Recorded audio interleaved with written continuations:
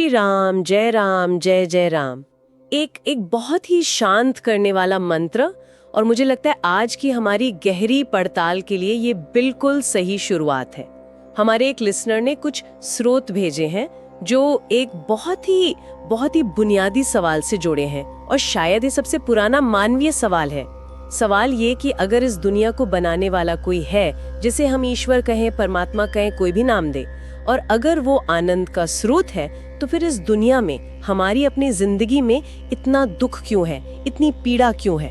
ये एक ऐसा सवाल है जो मुझे लगता है हर किसी को कभी ना कभी परेशान करता ही है। और ये सवाल पूछना बहुत जरूरी भी है। दरअसल इसी सवाल से ही तो असली खोज शुरू होती है।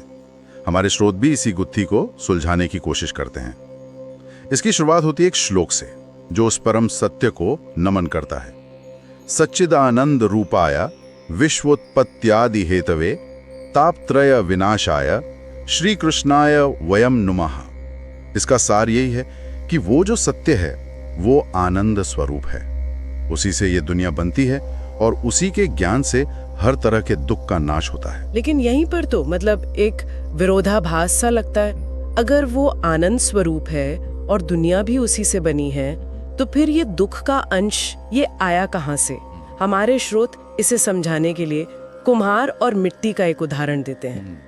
आमतौर पर तो बनाने वाला और जिस चीज से बनाया जाता है वो अलग होते हैं। जैसे कुम्हार घड़ा बनाता है, लेकिन मिट्टी से। बिल्कुल, ये द्वैत यानी ये ड्युअलिटी हमारी दुनिया का नियम है। लेकिन परमात्मा के मामले में शास्त्र कहते हैं कि वो अभिन्न निमित्तोपादान कारण है। ये थोड़ा भारी शब्द है। हाँ, सुनने में भारी लगता है, पर इसका मतलब बहुत सरल है। इसका मतलब है कि वही बनाने वाला है, मतलब निमित्त कारण, और वही वो सामान भी है जिससे बनाया गया, यानी उपादान कारण। तो एक तरह से वही कुम्हार है और वही मिट्टी भी। ये सृष्टि उसी से बनती है, उसी में रहती है और आखिर में उसी में समा जाती है। ठीक है, सैद्धांतिक तौर पे ये बात समझ में आती है, पर ये तो हमारे मूल सवाल को और भी ज्यादा उलझा देती है। अगर बनाने वाला और सामान एक ही है और वो आनंद स्वरूप है, तो फिर इस रचना में दुख नाम की ये खामी कहाँ से आ गई? क्या परमात्मा ने अपनी रचना में जानबूझकर दुख का तत्व डाला? बहुत अच्छा सवाल है। देखिए, दुख डाला नहीं गया है। दुख जो है वो अज्ञान का परिणाम है। स्रोतों में इसे समझाने के लिए आग का एक बहुत सटीक उदाहरण दिया गया है। मान लीजिए लकड़ी का एक टुकड़ा है, क्या उसमें आग नहीं है? है, बिल्कुल है। बिल्कुल है। विज्ञान भी कहता है कि उसमें पोटेंशियल एनर्जी है, लेकिन क्या उस लकड़ी को सिर्फ कमरे में रखने भर से आपकी ठंड दूर हो जाएगी? नहीं, बिल्कुल नहीं। उसके लिए तो उसे जलाना पड़ेगा, घर्षण करना पड़ेगा। बस यही रहस्य है। लकड़ी में जो आग है वो अप्रकट है, वो है पर अपना काम नहीं कर रही। जब आप उसे घर्षण से प्रकट करते हैं, तब वही आग ठंडक भी मिटाती है और रोशनी भी देती है। इसी तरह परमात्मा हर कण में मौजूद है, लेकिन वो अप्रकट है, वो हमारे अनुभव में नहीं है। और अप्रकट राम दुख दूर नहीं करते, दुख तो प्रकट राम दूर करते हैं। यानी जब उस परमात्मा का हमारे अपने अनुभव में साक्षात्कार होता है। अच्छा, तो आप कह रहे हैं कि परमात्मा है, पर वो एक छिपे हुए खजाने की तरह है। जब तक हम उसे खोजकर, अनुभव करके प्रकट नहीं कर लेते, तब तक ये दुख का चक्र चलता रहेगा। और मुझे लगता है यहीं पर मानने और जानने का वो फर्क आता है, जिसका जिक्र हमारे स्रोतों में बार बार हुआ है। आपने बिल्कुल सही पकड़ा। ये इस यात्रा का सबसे महत्वपूर्ण मोड़ है। मानना पहला कदम है। हमने अपने बड़ों से सुना, किताबों में पढ़ा, और हमने मान लिया कि ईश्वर है। ये मानने वाला भगवान हमें श्रद्धा देता है, भक्ति देता है, हृदय में एक रस घोलता है। ये बहुत जरूरी है, क्योंकि इसी से यात्रा शुरू होती है। लेकिन मुक्ति यानी दुखों से पूरी तरह छुटकारा, वो तो जाने हुए भगवान से ही मिलता है। जानना मतलब? इसे थोड़ा और खोलेंगे? जानना मतलब व्यक्तिगत अनुभव, डायरेक्ट परसेप्शन। भारत के ऋषियों ने सिर्फ ईश्वर पर विश्वास नहीं किया, उन्होंने उसे जानने के लिए अपनी पूरी जिंदगी लगा दी। उन्होंने इसका एक वैज्ञानिक और मनोवैज्ञानिक चिंतन किया। उन्होंने वो अवस्था पाई जहां ईश्वर का होना उनके लिए कोई अनुमान या विश्वास नहीं, बल्कि एक जीती जागती हकीकत बन गया। इसी से जुड़ा स्वामी राम का एक बहुत मशहूर किस्सा है। जब वो विदेश में थे, तो किसी ने उनसे पूछा, क्या आप ईश्वर को मानते हैं? उनका जवाब बड़ा हैरान करने वाला था। हाँ, उन्होंने कहा, नहीं, मैं नहीं मानता। सुनने वाला तो चौंक गया। कि भारत से आया एक स्वामी ऐसा कैसे कह सकता है। तब स्वामी राम ने मुस्कुराकर समझाया, हम मानते नहीं, हम जानते हैं। मानना तो उन्हें पड़ता है जो जानते नहीं। जैसे हम इस कमरे में हैं तो हम ये मान नहीं रहे हैं कि हम यहाँ हैं, हम इसे जान रहे हैं, अनुभव कर रहे हैं। ऋषियों के लिए परमात्मा का अस्तित्व इतना प्रत्यक्ष है जैसे हाथ में रखा हुआ आंवला। ये जानने वाली बात मुझे बहुत आकर्षित कर रही है, लेकिन हम जैसे आम लोगों के लिए जो अपनी रोजमर्रा की जिंदगी में उलझे हैं, ये जानना कैसा महसूस होता होगा?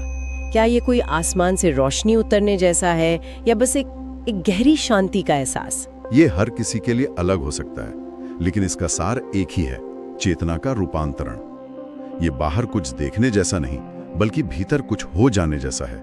आपकी दृष्टि बदल जाती है। लेकिन इस अनुभव तक पहुंचने के लिए हमें उस जगह से शुरू करना होगा जहां हम अभी हैं, यानी इस संसार में। और यहीं पर एक और सवाल उठता है, अगर लक्ष्य उस परमात्मा को जानना है, तो फिर ये दुनिया, ये संसार, इसका क्या रोल है? कई बार तो ऐसा लगता है कि ये दुनिया हमें उस अनुभव से दूर ले जा रही है, हमें अपनी तरफ खींच रही है, फंसा रही है।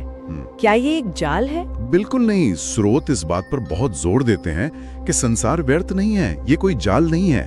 अगर ये व्यर्थ होता तो आनंद स्वरूप परमात्मा इसे बनाता ही क्यों? संसार एक बहुत शक्तिशाली उपकरण है, एक शीशे की तरह, एक दर्पण की तरह। शीशे का उदाहरण, हाँ, ये स्रोतों में बहुत खूबसूरती से समझाया गया है। एक चिड़िया जब शीशे में अपना अक्स देखती है तो वो भ्रम में पड़ जाती है। उसे लगता है कि कोई दूसरी चिड़िया है और वो उससे लड़ने लगती है। अपनी ही परछाई पर चोंच मार मार कर लहूलुहान हो जाती है। सही कहा। अब उसी शीशे के सामने एक इंसान को खड़ा कीजिए, वो भी अपना अक्स देखता है, लेकिन वो भ्रम में नहीं पड़ता, वो लड़ता नहीं है, बल्कि वो शीशे का इस्तेमाल खुद को संवारने के लिए करता है। अगर बाल बिखरे हैं तो कंघी करता है, चेहरे पर कुछ लगा हो तो साफ करता है। शीशा वही है, पर देखने वाले की समझ का फर्क है। तो आप कह रहे हैं कि ये दुनिया और ये शरीर, ये दोनों उसी शीशे की तरह है? बिल्कुल। एक अज्ञानी व्यक्ति इस दुनिया में अपने ही प्रतिबिंबों से लड़ता रहता है। मेरी इच्छाएं, मेरा गुस्सा, मेरा डर, वो इन सबको बाहर की चीजें समझकर उनसे संघर्ष करता है, ठीक उस चिड़िया की तरह। लेकिन ये मानना तो बहुत मुश्किल है। जब कोई मेरे साथ बुरा करता है या जब मैं दुनिया में अन्याय देखती हूँ, तो ये सोचना कि ये शीशा मुझे मेरी ही कोई कमी दिखा रहा है, ये तो एक तरह से पीड़ित को ही दोष देने जैसा नहीं हो गया? ये नजरिया अपनाना तो बहुत कठिन है। कठिन जरूर है, लेकिन असंभव नहीं। यहाँ पीड़ित को दोष देने की बात नहीं है। बाहरी घटनाएं वास्तविक हैं, पर एक ज्ञानी व्यक्ति उन घटनाओं पर अपनी प्रतिक्रिया को देखता है। वो देखता है कि इस घटना ने मेरे भीतर क्रोध, भय या लोभ के कौन से बीज को अंकुरित कर दिया है। वो दुनिया को एक फीडबैक मैकेनिज्म की तरह इस्तेमाल करता है। वह बाहर की दुनिया बदलने से पहले शीशे में दिख रहे अक्स को, यानी अपने अंतःकरण को, अपनी आत्मा को संवारता है। इसलिए संसार बंधन नहीं, बल्कि मुक्ति का सबसे बड़ा साधन है। ठीक है, तो हमें संसार में उलझना नहीं है, उसे एक टूल की तरह इस्तेमाल करना है। पर हम सब कर्म तो करते ही हैं। मैं ऑफिस जाती हूँ, कोई घर चलाता है, कोई दुकान। अपने इन रोजमर्रा के कामों को आध्यात्मिक कैसे बनाया जाए? मेरा काम तो मेरा काम है, वो भक्ति कैसे बन सकता है? इसका जवाब एक शब्द में है, सोच। कर्म अपने आप में ना तो अच्छा है ना बुरा, ना स्वार्थी है ना परमार्थी। यह पूरी तरह से करने वाले की नीयत पर, उसकी भावना पर निर्भर करता है। एक ही क्रिया, जैसे किसी को भोजन कराना, अहंकार की संतुष्टि के लिए भी किया जा सकता है कि देखो मैं कितना बड़ा दानी हूं। और वही क्रिया प्रभु की सेवा मानकर भी की जा सकती है कि प्रभु आप ही इस जीव में भूख बनकर बैठे हैं और आप ही मेरे हाथ से भोजन कर रहे हैं। कर्म नहीं बदला, सिर्फ सोच बदल गई। गीता में भी भगवान कृष्ण यही कहते हैं, यद करोषि यद अश्नासी, कि जो भी करते हो, जो भी खाते हो, वो सब मुझे अर्पण कर दो। पर ये कहने में जितना आसान है, करने में उतना ही मुश्किल। मान लीजिए कोई सेल्स में काम करता है, उसका तो लक्ष्य ही टारगेट पूरा करना और कमीशन कमाना है। वो अपने काम को प्रभु को कैसे अर्पित करे? बहुत व्यवहारिक सवाल है। देखिए, अर्पण करने का मतलब ये नहीं है कि आप अपना काम कुशलता से ना करें, बल्कि आप उसे और भी ज्यादा कुशलता से करें। स्रोत में एक ट्रैक्टर का उदाहरण है। ट्रैक्टर डीजल पीता है, क्या वो अपने स्वार्थ के लिए पीता है? नहीं, वो डीजल इसलिए पीता है ताकि उसमें शक्ति आए और वो मालिक के खेत को और अच्छी तरह जोत सके। अच्छा, तो हमें खुद को ट्रैक्टर और ईश्वर को मालिक समझना है? एक तरह से हाँ, ये शरीर, ये बुद्धि, ये ऊर्जा, ये सब हमें मालिक का काम करने के लिए मिला है। सेल्स वाला व्यक्ति ये सोच सकता है कि मेरा टारगेट पूरा होगा तो कंपनी आगे बढ़ेगी, जिससे कई लोगों का घर चलेगा। मैं इस पूरी व्यवस्था में अपना किरदार ईमानदारी से निभा रहा हूँ। ये भी प्रभु की ही एक व्यवस्था है। और जो फल मिले, जो कमीशन मिले, उसे प्रभु का प्रसाद मानकर स्वीकार करें। जब सोच ये हो जाती है तो काम का तनाव खत्म हो जाता है और उसमें एक आनंद आने लगता है। तब हर कर्म पूजा बन जाता है। नजरिया बदलते ही नजारे बदल जाते हैं। नजरें बदल गईं तो नजारे बदल गए। किश्ती का रुख बदला तो किनारे बदल गए। मतलब आध्यात्मिकता का अर्थ जिम्मेदारियों से भागना नहीं, बल्कि उन्हें और बेहतर ढंग से, एक अलग नजरिए से निभाना है। निश्चित रूप से सच्ची आध्यात्मिकता पलायन नहीं बल्कि परिपूर्णता है। हर भूमिका को पूरी निष्ठा और कला से निभाना। हमारे स्रोत श्री राम और श्री कृष्ण का उदाहरण देते हैं। उन्हें 16 कलाओं में निपुण कहा गया है। वो एक आदर्श पुत्र थे, आदर्श पति, आदर्श राजा और एक अपराजय योद्धा भी। उन्होंने जीवन की हर भूमिका को पूरी तरह से जिया, लेकिन भीतर से वे सदा मुक्त और साक्षी रहे। और हनुमान जी का आदर्श तो भक्ति और कर्मियों का शिखर ही है। उनके पास अपार शक्ति थी, ज्ञान था, बुद्धि थी, फिर भी अहंकार का लेश मात्र नहीं था। ये कैसे संभव है? क्योंकि उनकी चेतना में मैं था ही नहीं। वो खुद को कर्ता नहीं मानते थे। वो हमेशा कहते थे, ये सब राम जी की कृपा से हो रहा है, मैं तो बस उनका एक यंत्र हूँ, एक सेवक हूँ। जब जीवन में ये सेवक भाव या यंत्र भाव आ जाता है तो अहंकार अपने आप विलीन हो जाता है। फिर आप बड़े से बड़ा काम भी कर जाएं तो आपको उसका बोझ महसूस नहीं होता, क्योंकि आपको पता है कि करने वाला कोई और है, आप तो बस एक माध्यम हैं। और शायद इसीलिए स्रोतों में निरंतर सीखने की प्रवृत्ति पर भी जोर दिया गया है। कहा गया है कि असली बूढ़ा वो नहीं जिसकी उम्र ज्यादा हो, बल्कि वो है जिसने सीखना बंद कर दिया है। सत्य है, हर काम को कुशलता से करना सीखना, चाहे वो झाड़ू लगाना हो, गाड़ी चलाना हो या कोई प्रेजेंटेशन देना हो, ये भी एक साधना है।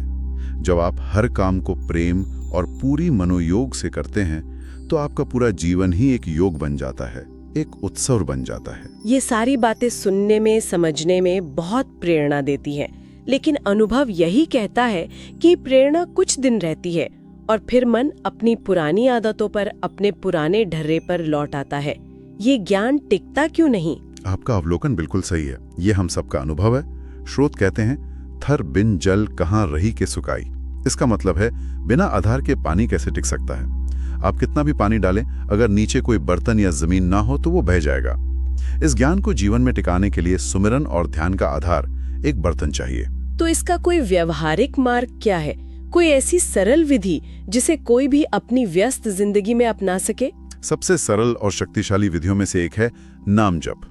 भगवान के किसी भी नाम को जो आपके हृदय को प्रिय हो, उसे जपना। इसकी शुरुआत ऊंचे स्वर में कीर्तन या जप से कर सकते हैं। जब आप जोर से गाते या बोलते हैं तो आपकी पूरी इंद्रियां उसमें शामिल हो जाती हैं। और फिर जब मन उसमें रमने लगे तो धीरे धीरे आवाज को धीमा करते जाएं, होंठों तक ले आएं, फिर उसे भी बंद करके मन ही मन जप करें। और साधना की गहराई में एक अवस्था ऐसी आती है जहां आपका प्रयास भी छूट जाता है, मन पूरी तरह शांत हो जाता है और जब अपने आप बिना प्रयास के भीतर चलने लगता है, श्वास की तरह सहज। इसे अजपा जप कहते हैं। इसे श्वास के साथ भी तो जोड़ सकते हैं ना, ये मैंने सुना है। हाँ, ये बहुत प्रभावी तकनीक है। बस शांत होकर बैठ जाएं और अपनी आती जाती श्वास को देखें। जब श्वास भीतर आए तो मन में रा का उच्चारण करें और जब श्वास बाहर जाए तो म का। राम राम। कुछ ही समय में आप पाएंगे कि मन की सारी भागदौड़ शांत हो गई है और आप एक गहरी स्थिरता में उतर गए हैं। यह अभ्यास उस बर्तन का निर्माण करता है जिसमें ज्ञान का जल टिक सकता है। तो इस पूरी चर्चा को अगर हम समेटें तो हमारे लिसनर के लिए मुख्य संदेश क्या है? जीवन का अंतिम लक्ष्य क्या होना चाहिए? जीवन का लक्ष्य उस परम आनंद में पूरी तरह डूब जाना है जहां शरीर और मन की सीमाएं भी अर्थहीन हो जाएं, जहां केवल शुद्ध चेतना और प्रभु का प्रेम ही बचे। और इसका रास्ता है संकल्प। ये संकल्प कि मैं अपने जीवन का हर काम, छोटा या बड़ा, अपने अहंकार की पुष्टि के लिए नहीं बल्कि प्रभु की सेवा मानकर एक उपकरण बनकर करूंगा। और जब हम इस भाव से, इस संकल्प से जीते हैं तो क्या होता है? तब आपको शांति और मुक्ति को खोजना नहीं पड़ता। वे परछाई की तरह आपके पीछे चलती हैं। तब भगवान आपके सारथी बन जाते हैं। आपको सिर्फ उनकी इच्छा में अपनी इच्छा को मिला देना होता है। फिर जीवन एक बोझ नहीं बल्कि एक अद्भुत लीला बन जाता है। एक बहुत ही सुंदर और शांत कर देने वाला विचार। इस गहरी पड़ताल के लिए आपका बहुत बहुत धन्यवाद। ओम शांति है, शांति है, शांति है।